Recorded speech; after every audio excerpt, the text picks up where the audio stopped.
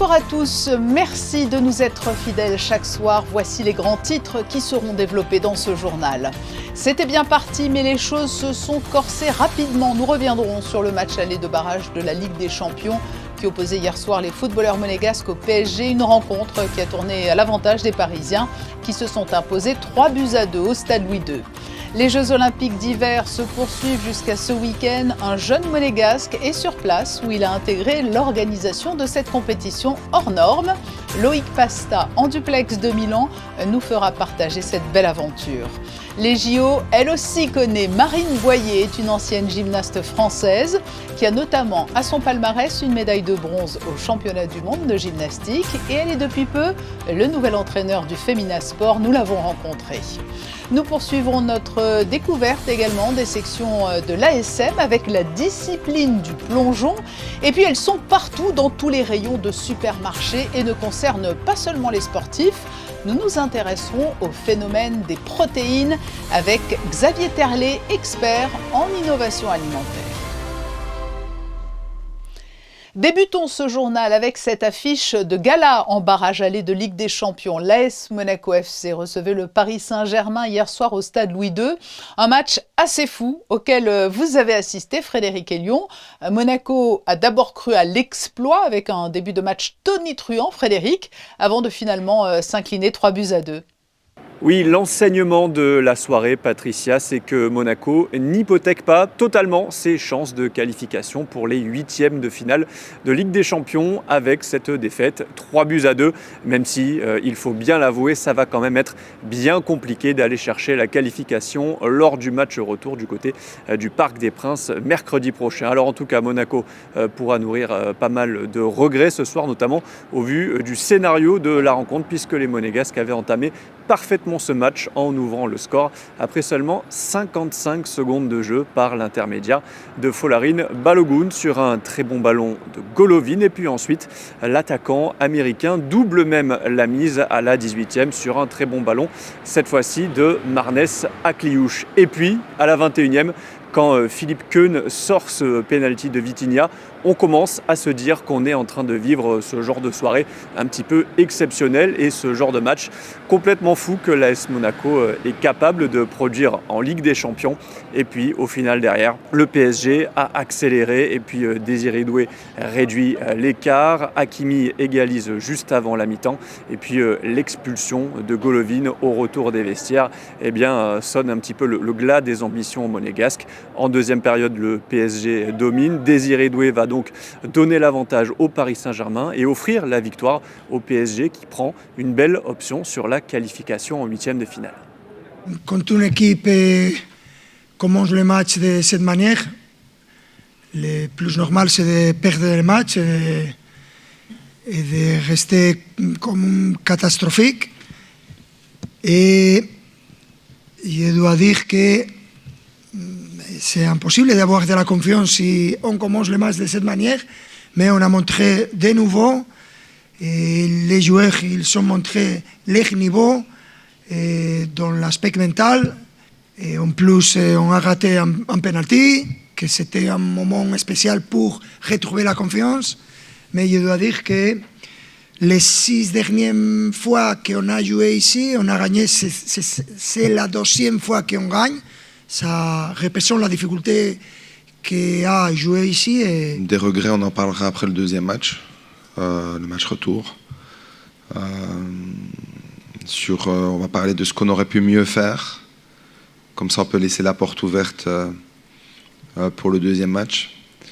Ce qu'on aurait pu mieux faire aujourd'hui, beaucoup de choses, mais on a aussi fait des très bonnes choses. Donc, on aurait pu mieux garder le ballon, oui, mais on aurait pu faire mieux en première mi-temps, certainement de presser encore un peu plus haut après ces 2 buts. Pour le reste, je suis aussi satisfait de la manière avec laquelle on a défendu à 10 et qui nous permet d'entrevoir un match retour à jouer avec encore beaucoup de choses à créer et avoir l'ambition de créer encore une bonne soirée. Le point positif, Patricia, c'est que Monaco n'a pas sombré en deuxième période à 10 contre 11 et n'a pas encaissé ce fameux 4e but qui aurait pu tout changer. L'exploit reste donc possible et la qualification reste donc possible, même si cela va être compliqué du côté du Parc des Princes mercredi prochain.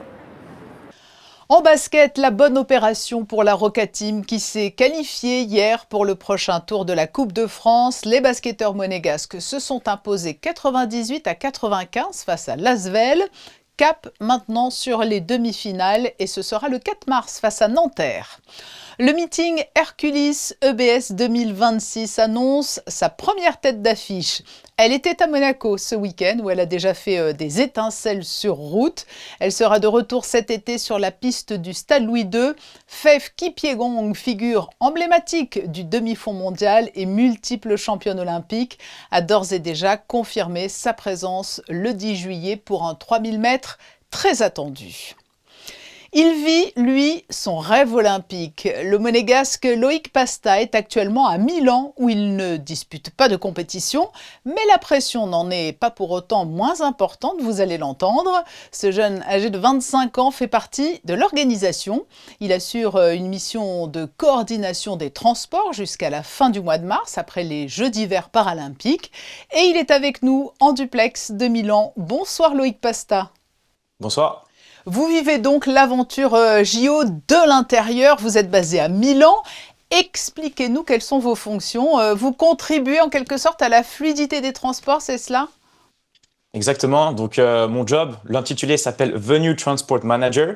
Donc le but, c'est vraiment de s'assurer de la fluidité, de la coordination et aussi de la fiabilité des flux sur un site précis. Moi, en l'occurrence, je m'occupe du site des hôtels de la famille olympique.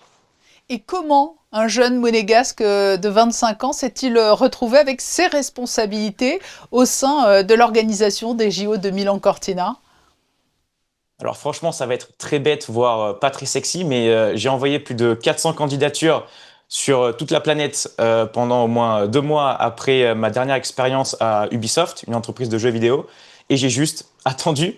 Donc voilà, j'ai juste espéré et fatalité, je pense qu'avec mes expériences que j'ai auparavant, ça a peut-être joué en ma faveur pour avoir ce poste. Voilà, Parce simplement. que vous êtes un jeune diplômé. Et quelle est l'ambiance sur place ? Même s'il y a plusieurs sites, la magie JO opère toujours ? Oui, forcément. Après, en termes d'ambiance de travail, pour être très honnête, nous, c'est très Gen Z, vous voyez, donc c'est très jeune, très dynamique. Et sincèrement, c'est assez stressant. On est beaucoup sous pression tous les jours. Évidemment, on essaie d'organiser l'événement le plus grand du monde d'hiver. Donc forcément, il y a un peu de pression derrière nous. Et vous avez dit, j'ai lu que cette atmosphère qui rend unique les Jeux Olympiques, selon vous, cela va bien évidemment bien au-delà du sport. Bah oui, bien sûr. Je veux dire, c'est toute, une façon de penser, une façon de vivre. L'olympisme, c'est pas juste, du sport. C'est plus que ça. C'est une philosophie de vie, selon moi. Et justement, nous, on n'est pas des athlètes, mais on se donne autant que des athlètes. On donne notre temps, notre vie, on se sacrifie carrément pour ces Jeux, pour justement que les athlètes puissent jouir des meilleurs Jeux possibles. Vous parlez de ces valeurs du sport et de l'olympisme qui sont chères aussi au cœur du prince Albert II, qui est lui aussi sur place. Vous l'avez rencontré, j'imagine qu'il est très heureux pour vous et très fier aussi de cette participation active d'un monégasque. Oui, j'ai pu le rencontrer, c'était très sympa. Et puis, on a pu partager un peu justement sur les jeux, sur les futurs jeux qu'il allait avoir. Par exemple, dans le futur, LA 28, par exemple. Et c'était un échange assez sympathique parce qu'on peut voir la connexion justement du pays avec notre prince, quoi. Mais alors, pour bien comprendre, vous nous dites que vous étiez donc dans une phase de candidature un peu tous azimuts. Vous avez commencé à travailler sur les JO combien de temps à l'avance ? Moi, j'ai commencé en novembre, donc j'ai pu faire, travailler pendant la phase de planification encore. Donc, j'ai les 2 aspects, planning et opération en ce moment.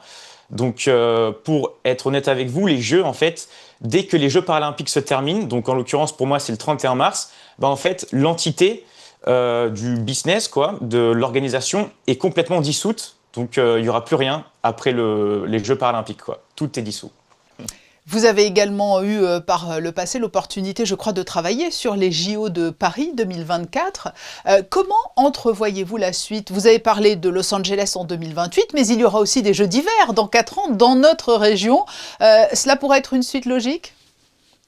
Oui, ça peut être une suite logique, surtout par rapport, au passeport, on va dire. En effet, par exemple, les Jeux de LA 28, malheureusement, sans le visa, on peut pas y aller. Donc, c'est très simple.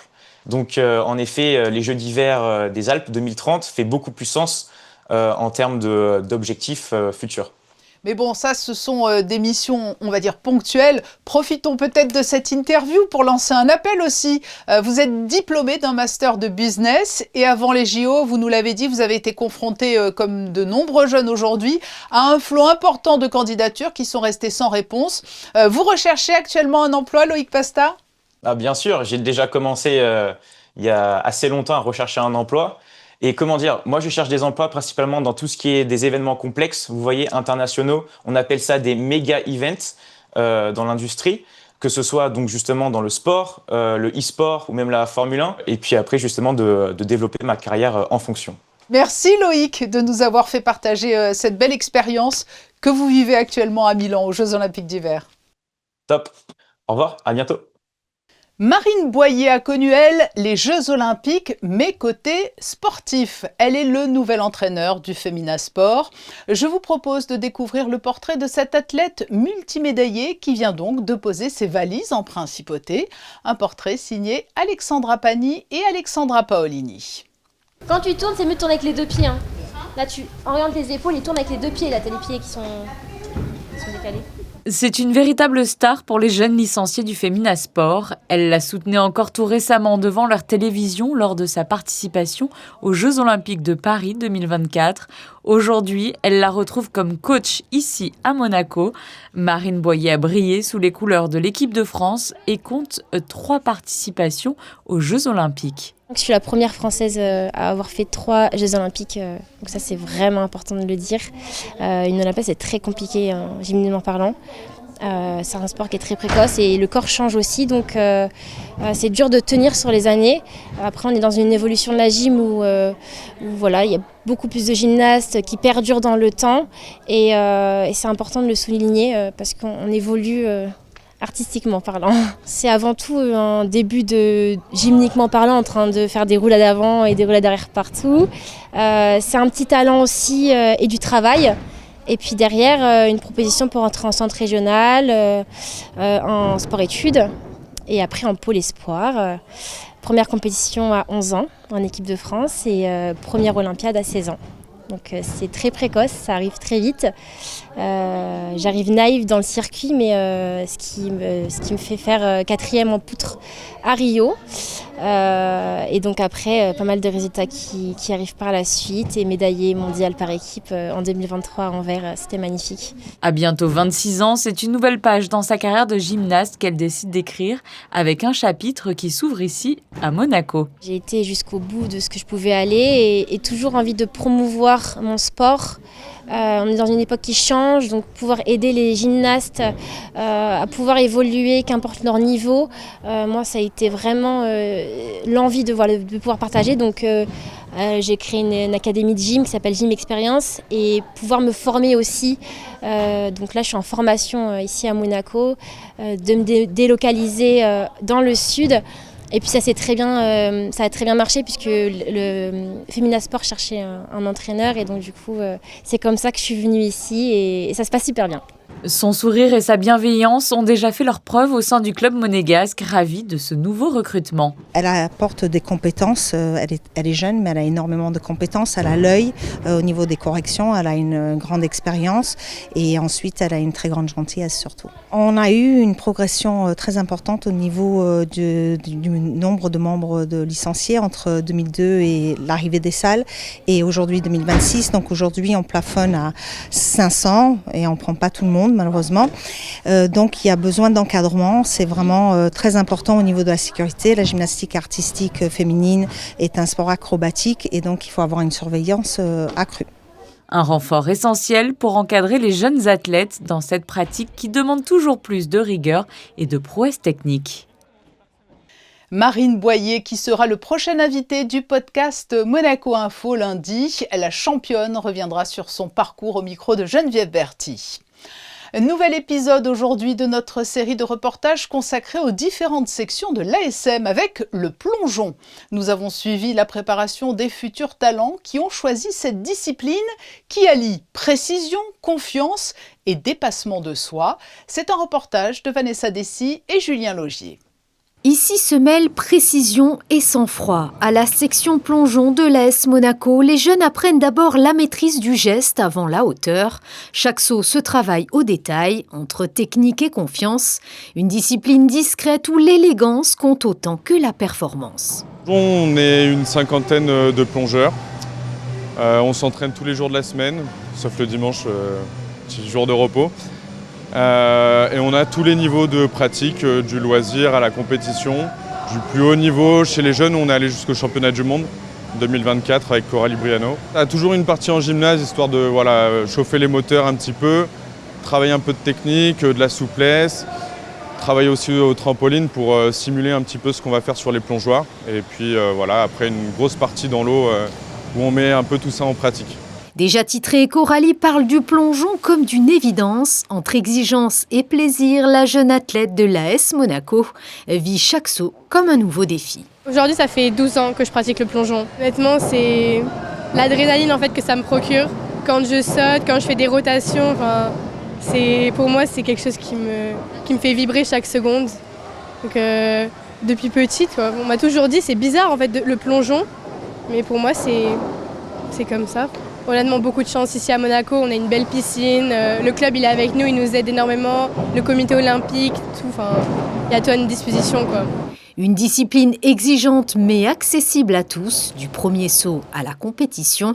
Les inscriptions sont ouvertes pour tout renseignement. Rendez-vous au guichet de la piscine du Stade Louis II. On les a souvent associés au sport. Les protéines jouent un rôle essentiel car elles participent à la croissance osseuse et tissulaire et favorisent également la réparation des tissus musculaires endommagés. Mais aujourd'hui, elles sont au cœur d'un véritable phénomène.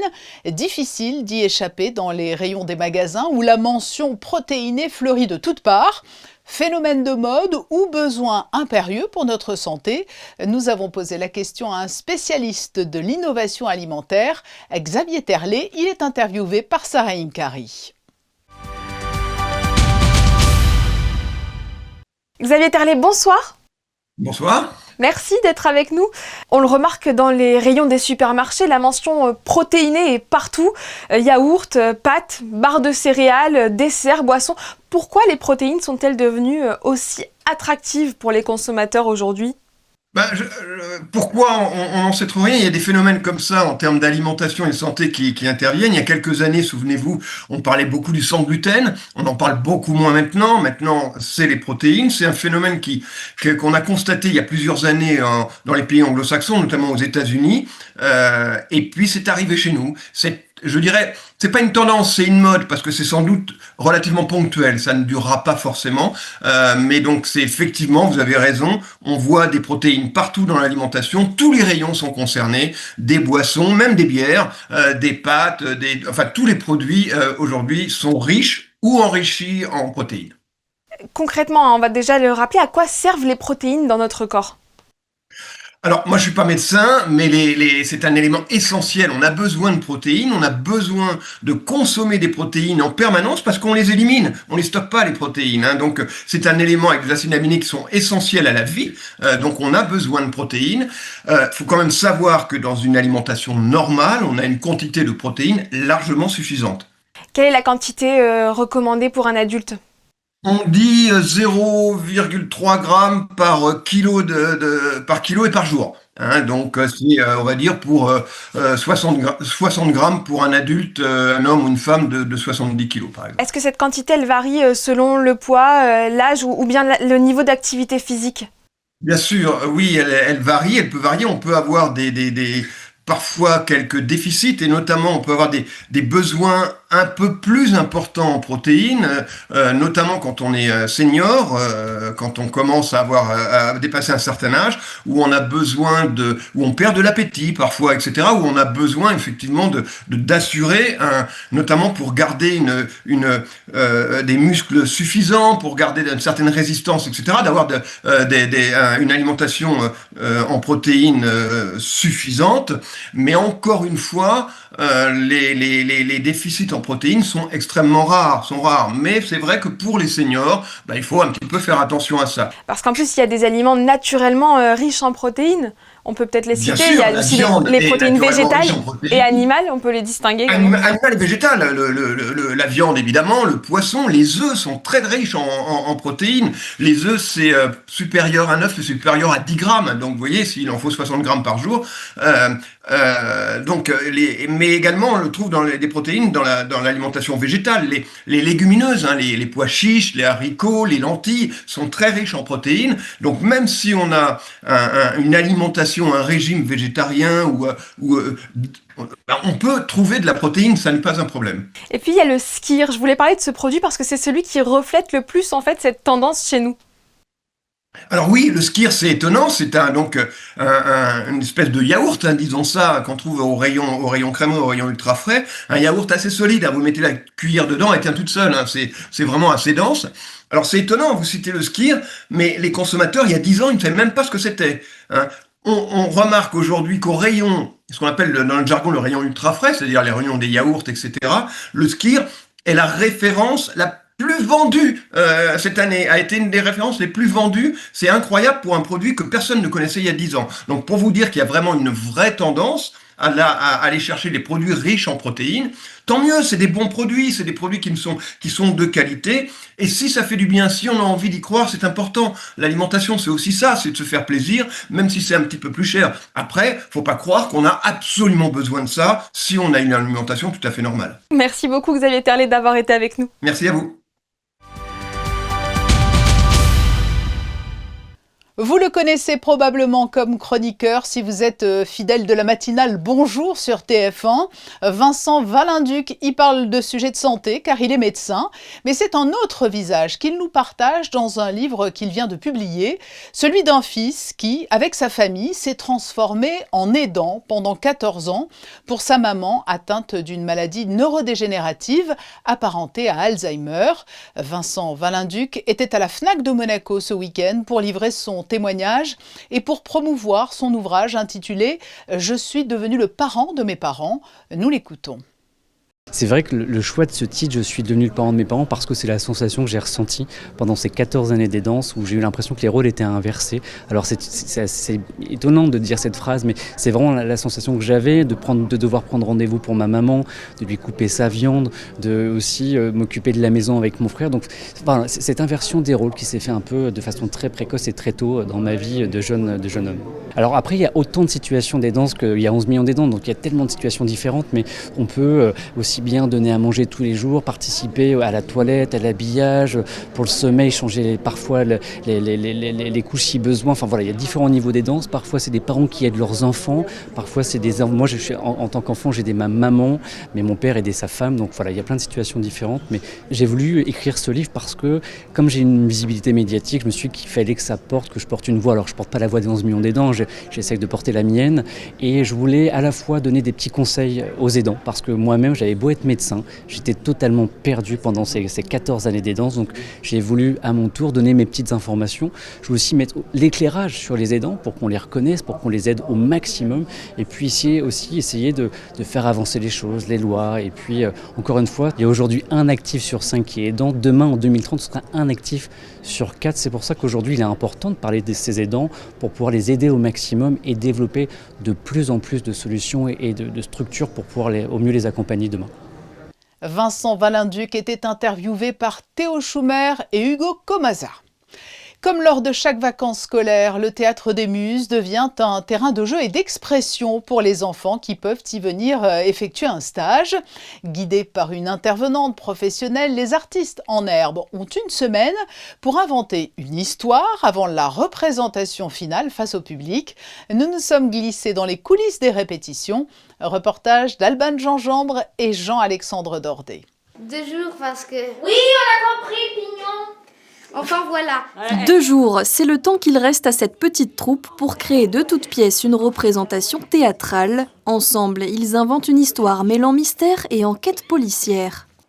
Avant, j'étais giga stressée et tout. Maintenant, à force d'en faire, c'est bon.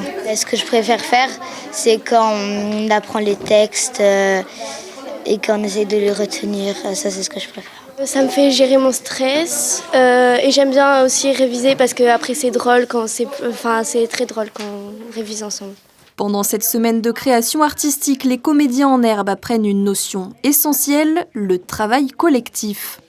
Et fonctionner ensemble, surtout dans une activité artistique où on peut avoir des idées qui fusent, ça va nous apprendre à gérer le fait qu'on ne peut pas imposer aux autres nos idées parce que ce sont les nôtres. Tout ça, c'est l'équilibre du collectif. Tu fais une fausse sortie. Je m'exile dans une grotte sans miroir.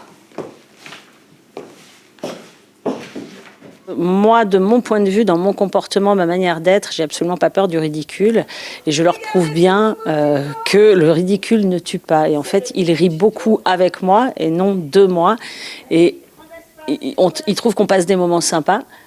Et en fait, ils se disent, en fait, il n'y a rien de grave et c'est plutôt chouette, quoi. Les enfants présenteront leurs pièces face au public ce vendredi. En attendant, place aux répétitions. Voilà une saine occupation en période de vacances scolaires et c'est ainsi que se referme ce journal. Les photos de fin d'édition reviennent sur le match de barrage aller de Ligue des Champions, perdu hier soir par l'AS Monaco FC face au PSG, des clichés de Manuel Vitali. À suivre les prévisions météo pour la journée de jeudi avec Céleste Neukelman. Je vous retrouverai quant à moi demain soir à 19h avec beaucoup de plaisir et toujours sur Monaco Info. Bonne soirée.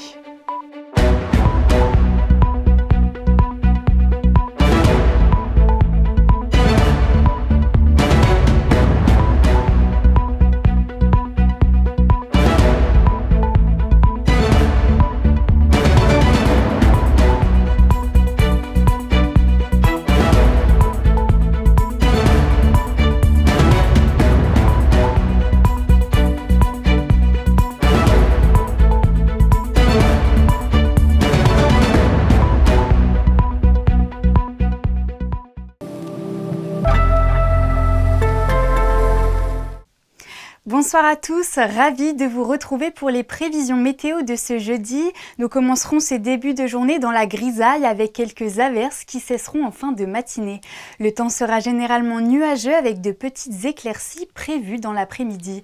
Armez-vous toutefois d'un coupe-vent, des rafales atteignant 68 km/h peuvent traverser la région.